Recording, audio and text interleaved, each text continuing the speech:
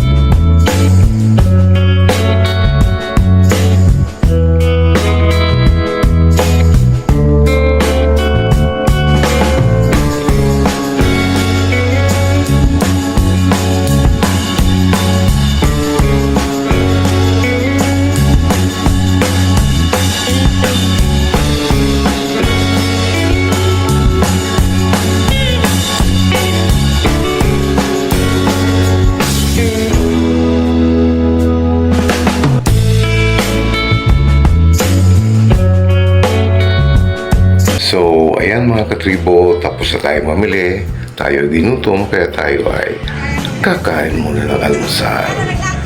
Ayan, ito po yung usual na mga tinitinda sa mga karinderya. Pero meron din naman silang mga heavy meals, kaya lang maaga pa, kaya ito na lang muna ang titirahin natin. Babawi na lang tayo mamaya tanghali sa bahay. Ayan, kay darling ko ay palabok, at sa akin naman ay pansit canton, dahil yan ang paborito ko talaga. Ang bango naman ang pagkaluto nito.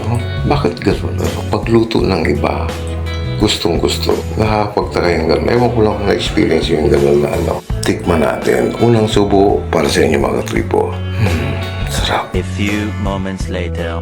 Ayan, tapos na po kami kumain, kaya maglalakad na kami pa uwi. Medyo mainit na, kaya dapat bilis-bilis na lalakad.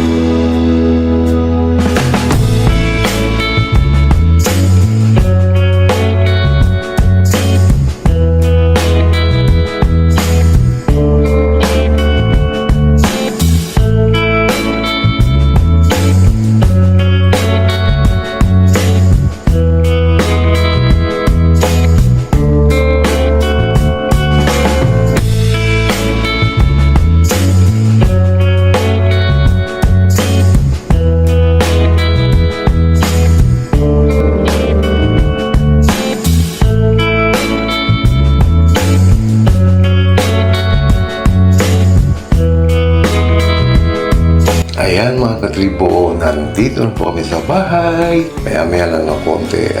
Siyempre, kailangan lang mag-asikaso magluto. Flex ko lang tong halaman. Ang gaganda lang nila, di ba?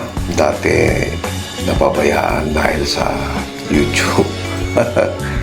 Pero ngayon, ayan, lumago na uli sila. Medyo nakaka-recover na. Sana magtuloy-tuloy, mamulaklak para mas maganda, mas happy ang bahay at buhay.